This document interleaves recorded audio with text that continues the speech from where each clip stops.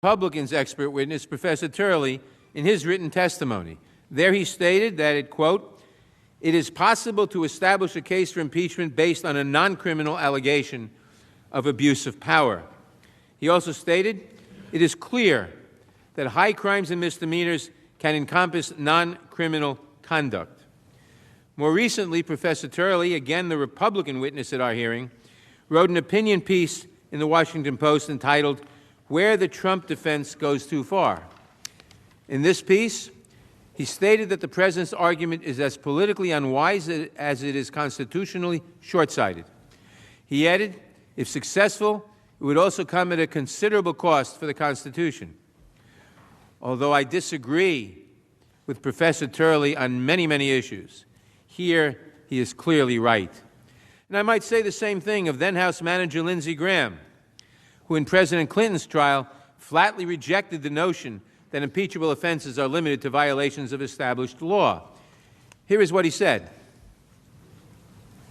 What's a high crime? How about if an important person hurts somebody of low means? It's not very scholarly, but I think it's the truth. I think that's what they meant by high crimes. Doesn't even have to be a crime. It's just when you start using your office and you're acting in a way that hurts people, you've committed a high crime. There are many reasons why high crimes and misdemeanors are not and cannot be limited to violations of the criminal code. We address them at length in the briefs we have filed and the report of the House Judiciary Committee respecting these articles of impeachment. Another day, another clip surfaces of a Republican's own words being used against him. This is Jerry Nadler, Democratic chair of the House Judiciary Committee and now serving as an impeachment manager, using a clip of Lindsey Graham from 1999 during the Clinton impeachment to disprove the current defense of Trump. Now, Trump's lawyers, realizing that there's no way to defend the president's actions regarding Ukraine and knowing that arguing the merits of this case are a fool's errand, are now saying that it doesn't matter if Trump abused his power because such a charge isn't impeachable.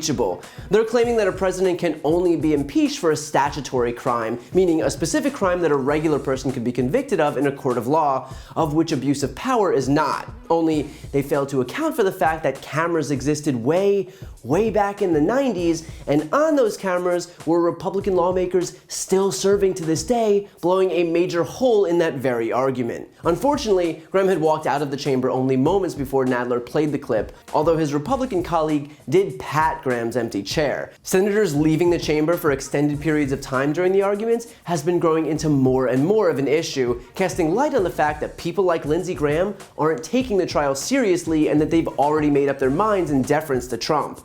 Then again, I know how much we're asking for these people to, take their oaths of office seriously. And by the way, it's not just Lindsey Graham whose past comments directly refute the White House's central defense.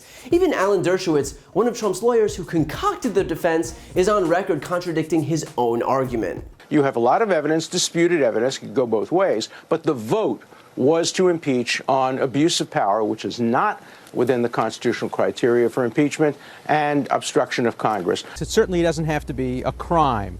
If you have somebody who completely corrupts the office of president and who abuses trust and who poses great danger to our liberty, you don't need a technical crime. Now, to be clear, despite the gaslighting by Trump's legal team, yes, a president can be impeached for abuse of power, and no, impeachment is not limited to only the crimes explicitly written in Article 2, Section 4 of the Constitution. Because when you actually read that portion of the Constitution, it says that a president must commit, quote, treason, bribery, or other high crimes and misdemeanors to be impeached. That doesn't mean only treason and bribery, it means everything that falls under the category of treason, bribery, and other high crimes and misdemeanors, of which extorting a foreign country to cheat in the next election, abusing one's office to enact such a scheme, betraying the oath of office, corruption, and violating the Impoundment Control Act are all certainly a part. In fact, Alexander Hamilton himself actually wrote that impeachable offenses involve a, quote, abuse or violation of some public trust and, quote, relate chiefly to injuries done immediately to the society itself.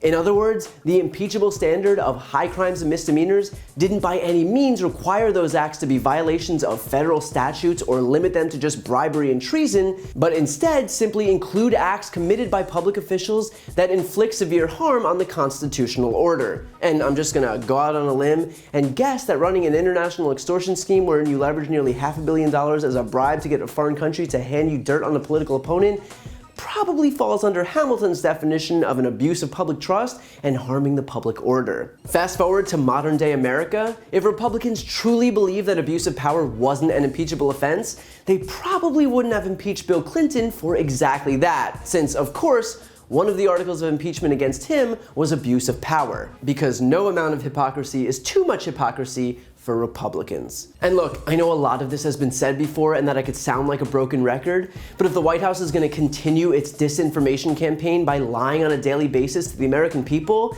then those on the left should be repeating just as often why their arguments hold absolutely no water. Yes, Trump committed the offenses that he's accused of. Yes, those offenses are impeachable. And yes, as a result, he should be removed from office.